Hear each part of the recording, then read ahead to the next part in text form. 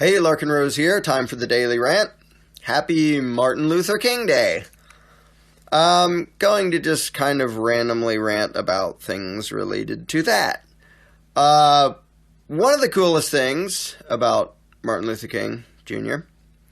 is that he openly advocated disobeying government and said things like there's two quotes. One's Jefferson's, one's MLK, and I always get them confused because they're the same thing.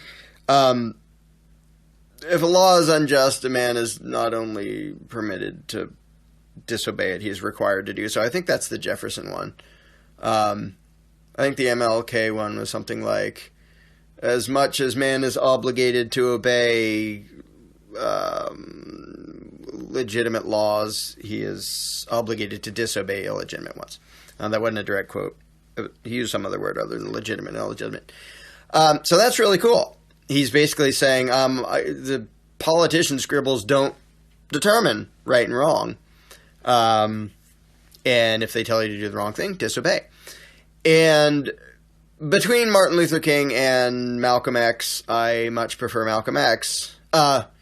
After Malcolm X got over being a racist, which he admitted to. I believe he did the whole thing to Mecca and saw white and black people hanging around together without having fights and said, oh, okay, I guess it isn't really a race thing. Like, it isn't like inherent in our races that we have to be at war with each other. So he decided to stop just hating whitey in general. But after that, I think Malcolm X, I agree more with him because he openly said, hey, if they're attacking you, if the law doesn't defend you, then defend yourself, including against the law, which, of course, was all controversial. And he talked about, black people arming themselves against the white police, which, good, outstanding. I don't care what color you are. If there's someone committing aggression against you, be prepared and have the ability to stop them.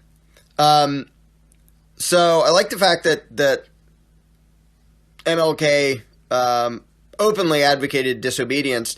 Now, one thing I don't really like about a lot of the sort of pacifist version of civil disobedience, just because of the message it conveys, is a lot of it is sort of, I'm going to come disobey, and then you're going to beat me up and arrest me, and that's okay. Well, those are the consequences of me breaking the law.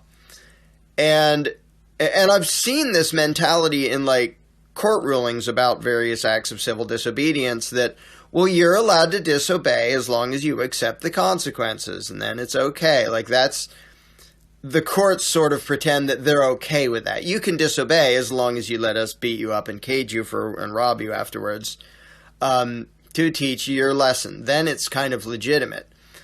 And I think a lot of passive resistance and disobedience gives, it ends up not even undermining the belief in authority, because it basically says, your law is so bad we're going to disobey you, but then when you come to punish us, we're just going to let you.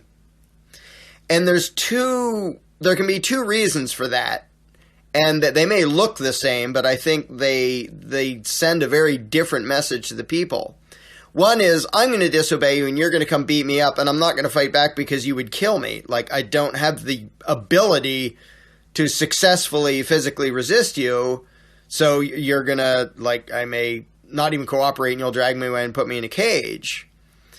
And so if people do that out of self-preservation, to avoid getting killed, I wouldn't criticize people for that. But if people have the attitude, and I've seen people do this, and it's kind of depressing, of, I'm going to disobey you because it's the right thing to do, and then you're going to arrest me because it's the right thing to do because I broke the law. And that's just totally schizophrenic and insane. How can it be good for you to do this certain action and good for someone to use violence against you because you did? How weird a moral code do you have to have where two people doing the right thing results in violence against each other? If you view the world that way, that if these two people both do the right thing, there's going to be violence and people being caged and beat up, something's kind of weird about your view of reality. And so when people do civil disobedience and then act as if they deserve the violent retaliation from the state, that's kind of creepy, because that, it starts off by saying, I'm going to disobey, and then it turns around and says, well, now I'm going to obey, and you have the right to hurt me because I disobeyed you. It's like a slave going, well, I didn't pick the cotton, but now of course you're going to whip me, and it's right that you're going to whip me, and you should whip me because I didn't pick the cotton. And it just, well, why did you disobey to begin with? If your final message was going to be, now they should hurt me because I didn't do as they say, you're just reinforcing the notion of authoritarianism. Like, well, what the freak was the point of that? And I think, the physical act of disobeying is fine and dandy, but I think it's important to keep in mind what the impression the actions give to everybody else. And that can, like I said, the action can look very similar, but convey very different messages to the population, which is, if you disobey and get beat up and say, well, of course I got beat up and I should have been beat up because I disobeyed the law. Like, what are you teaching the rest of the population? You just basically confess that you're the bad guy. I'm the bad guy. They should hurt me because I disobeyed. Well, how does that go along with civil disobedience and the idea that if the law is unjust, disobey it? Like, if its law is unjust, you should disobey it, and then the enforcers should hurt you for disobeying it. It doesn't add up. So that's one complaint I have about, and I won't pretend to know enough about what Martin Luther King did to know which side. I kind of get the impression that he was on the side of, well, we'll disobey and they'll beat us up, and I don't know. I don't think he would have said, and they're right to beat us up. But pacifism sort of implies that. And sometimes you convey a completely different message from what you were trying to convey. If the message was, I'm going to disobey you and then I'm just, I'm not going to fight back because you'll kill me if I do. That doesn't necessarily mean, I think it's perfectly okay that you're caging me. But it matters a lot what everyone else perceives that to be. Because, think of it this way. Imagine if 1 million people in this country thought, I'm going to disobey the IRS and not give them my money anymore, but when they come to take me away and cage me, I'm going to cooperate because they should. And I'll show up and walk into a cage and stay in a cage for a while because it's only right, because I broke the law, it's only right for them to punish me. What would that accomplish? But if you have 1 million people who say, I'm not paying up and I'm going to avoid you and I might even resist if I can think I can do it without getting killed, if you come to arrest me or you come to steal my stuff, that's a completely different attitude. That's, there's the slave mentality and there's the free mentality, and never the twain shall meet. And sometimes, like I said, sometimes an action can look like either one unless you're paying attention to what the people actually say. And some people get that wrong in the other direction. They say, well, you let yourself be taken to prison. Like, some people have said it to me. Like, when they came to raid my house, I didn't have a shootout with them. And I did the voluntary surrender to prison, which is pretty funny. It's not voluntary because they would send men with guns if I didn't. Or self-surrender is what they usually call it. Where I say, yeah, you give me the day and I will walk in and be in there for a year. Rather than you having to arrest me and do all that fascist crap. And so people convicted of lesser, like, nonviolent crimes are often allowed to do that if they've been, they're open and honest and they've been out pending trial and all that. And some people criticize me for that. It's like, haha, you're pretending as if it's legitimate. And, if anybody got that impression from what I was doing, they obviously weren't paying attention to what I was saying. Because the whole time I was saying the exact opposite. But, it's unfortunate if someone did get that impression.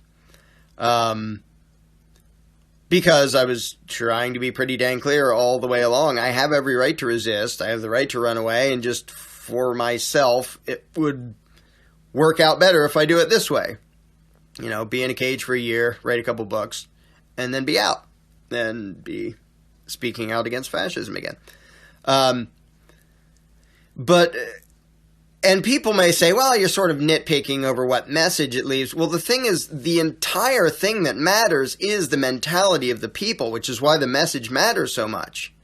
Because if you get an entire population that think they're bad if they break the law and should be punished, they're going to be slaves for a long damn time.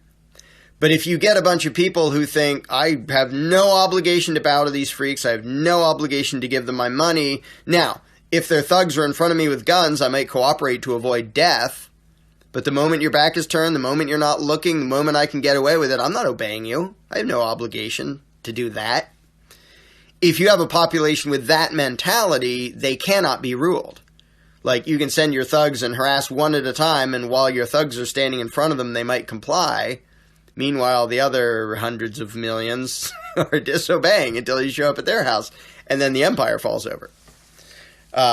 So because, the message matters so much because the problem and the solution are entirely mental. They're entirely, the whole battle is taking place between 7 billion sets of ears. And if the belief in authority disappears between those ears, no amount of force and coercion and huffing and puffing is going to keep authoritarianism alive. If the belief goes, government goes forever.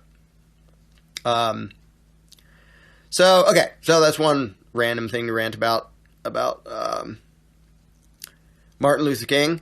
Then, of course, there's the race issues, and he didn't do the divide and conquer. His whole, I have a dream, the man will be judged by the content of his character, not by the color of his skin. Now, you think Al Sharpton believes that? You think Jesse Jackson believes that? No. There are people who want the divisions because they feed off of the divisions. Again, I haven't read all that much of Martin Luther King stuff. From what I do know,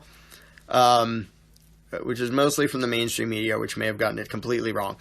But from what I think I know, he very much was not divide and conquer. He was saying, why the hell does our skin color matter? We should be able to get along just fine. And we don't need this garbage.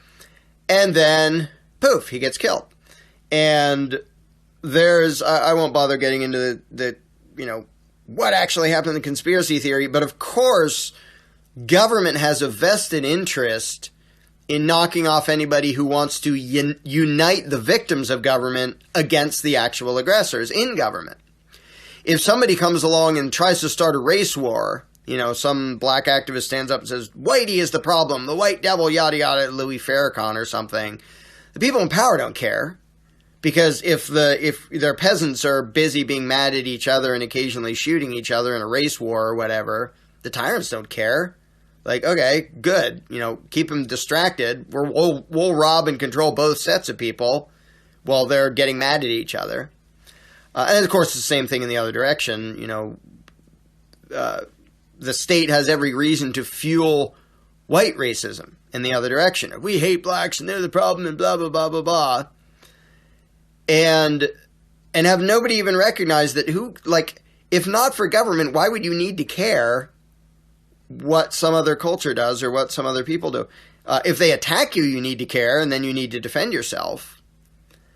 But if people are actually allowed to do the peaceful coexistence thing, which includes freedom of association and freedom of disassociation, if a bunch of white supremacists want to say we only hang around white people, I would say, well, that's kind of silly, but okay. I don't have the right to force you to act otherwise. I don't have the right to force you to say, no, you have to let the black person into your club. I don't know why a black person would want to be in their club anyway. But I don't have the right to force them to do what I think is intelligent and moral and not butt-headed. They own their lives, and if they want to be separatists, and that's a term I see a lot is, the separatists. And my immediate question is, well, do you just mean voluntary separation, in which case I don't care? And by all means, separate from me, too. I may be the same skin color as you, but by all means, separate yourself from me because I find you to be stupid. Voluntary separation, I'm perfectly fine with. And people have done that for ages, and they probably will do it for a very, very long time. And most who do that aren't doing it out of malice or hatred. Like I've mentioned before, you go into any major city, And, oh, here's Chinatown, here's Koreatown, and here's where the Italians hang out, and here's the Jewish neighborhood, and, and it's not all exactly, there's not a line that all the Italian people have to be in here, but people naturally group with people who are like them and share their religion, share their culture, and are related to them and whatever else. And that doesn't have to be malicious or hate-based or anything. It can be, but it doesn't have to be. And there's nothing inherently evil about that. Well, the people who look like this and believe in this generally hang around over there. And the people who think this and look like that generally hang around over there. Like, who cares? And that, that happens in prison, too. And where I was in minimum security, there was no, like, gang affiliation, violent, any of that. It was minimum security where if you get in one fight, you don't get to be in minimum security anymore. You're out of there. So it's not scary prison movie version. But people still tend to hang around with people who are like them. And it doesn't have to be, hate-based. There were, a few, at least a few, I don't know how, there are plenty of people I didn't talk to at all. But there are a few racist, white and black in there. Now, where I was probably about 70%, maybe higher, black.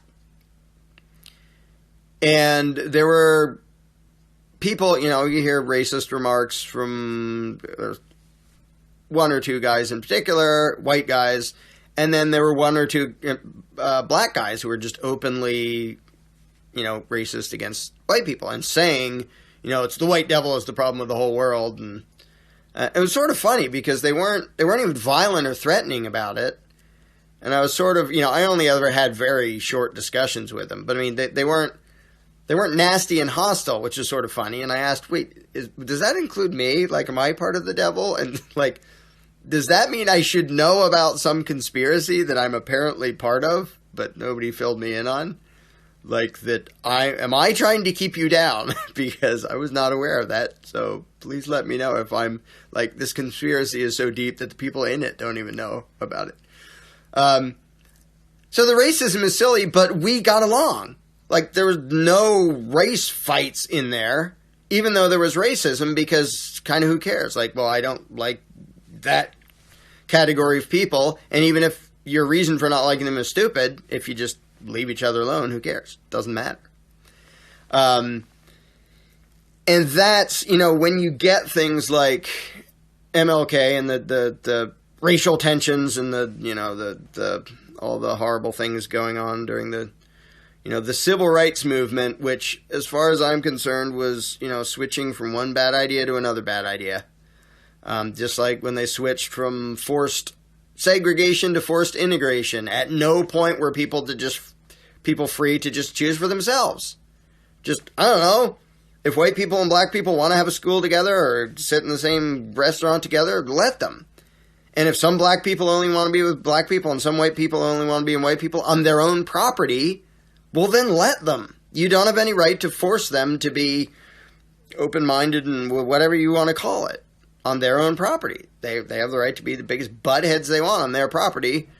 Really, the only power they have is to tell you to not be on their property, and that's all. And why would you even want to be?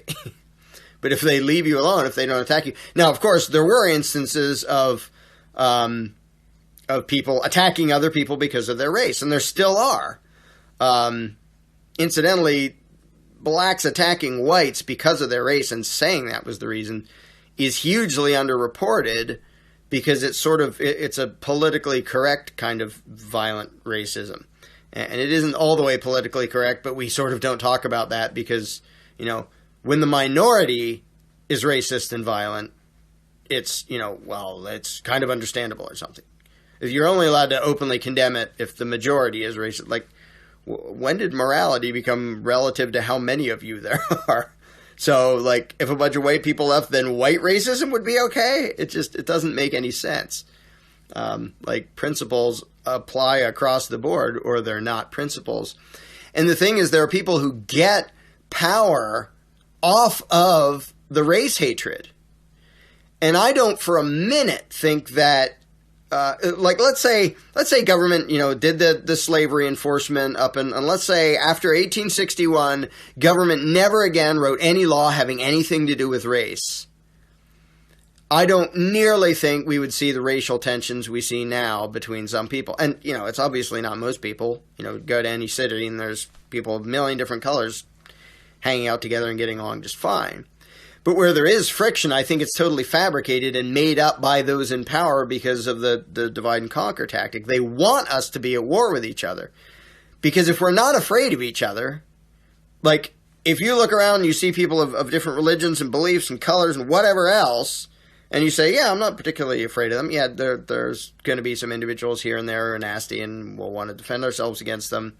But other than that, who cares? If you're not afraid of anybody, I've said this a million times before, there's no leverage for government to take power because they only have power when the people give them power and imagine them to be a legitimate authority. And why would that happen if nobody was afraid of anybody else? If you're doing just fine and there's peaceful coexistence and somebody says, hey, can I have permission to take your money and tell you what to do? Everybody says, no. Why would we want that? But if they say, oh, there's a scary threat over there, but don't worry, I'll protect you if you let me take your money and control what you do. And so, you can, and comparisons like this are never perfect. But if you look at how the Chinese were treated in this country when when lots and lots of Chinese people basically built the railroads, technically they weren't slaves, but holy crap, was it close. Like, it was kind of hard to come up with any distinction where they weren't slaves.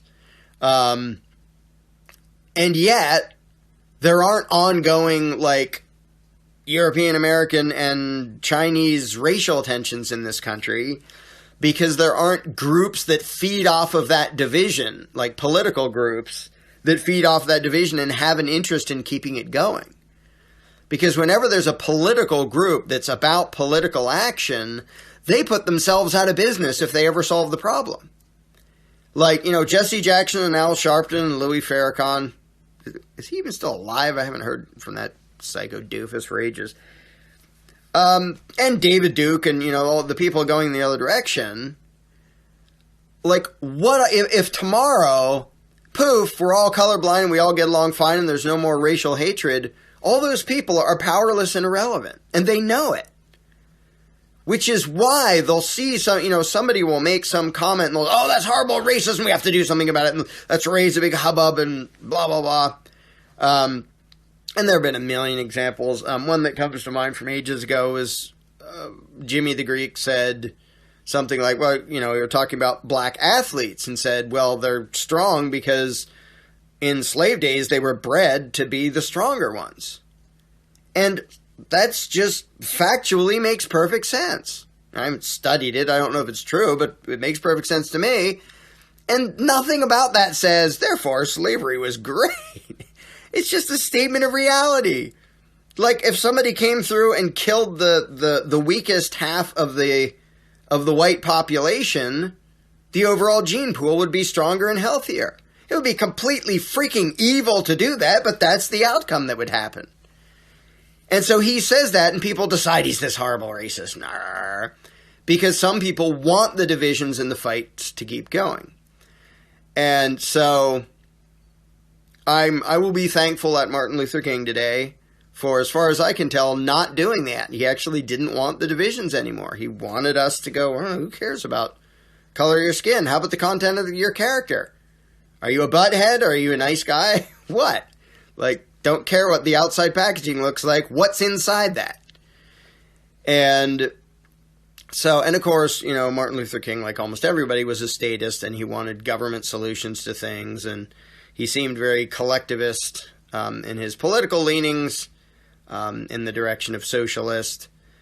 And of course, the powers that be right then were authoritarian in a different direction, so he was viewed as the enemy, and probably had him knocked off. I would be surprised if it wasn't that.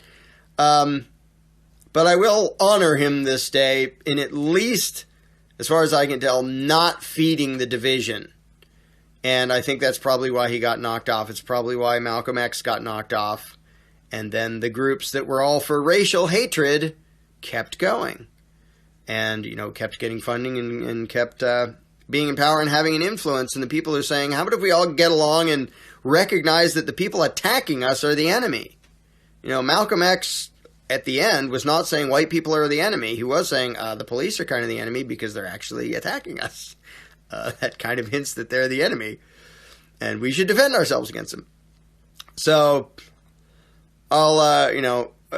it's not that I forgive Martin Luther King for being a statist and advocating the violent domination of mankind while pretending to be pro-peace. But kind of almost everybody is a statist, and I was a statist for many, many years too. So I won't exactly give him a pass, but today, in honor of him, I'll say, well, thanks for not doing the division thing, at least. And that's probably why you got killed, is because you weren't playing along with the game of divide and conquer. You wanted people to actually unite and get along and be nice to each other. And because peaceful coexistence is the absolute arch enemy of authority and government, they had to knock you off. Which sucks, but hopefully some of his words still rattle around in people's heads, and some of what he actually said, which was not, Whitey is evil, kill him. It was, how about if we just, stop finding reasons to hate each other and be violent, and get along and recognize that the problem in the world is the nasty people attacking other people. So I'll be a little bit nice and slightly less judgmental than I usually am about the fact that, he was a statist.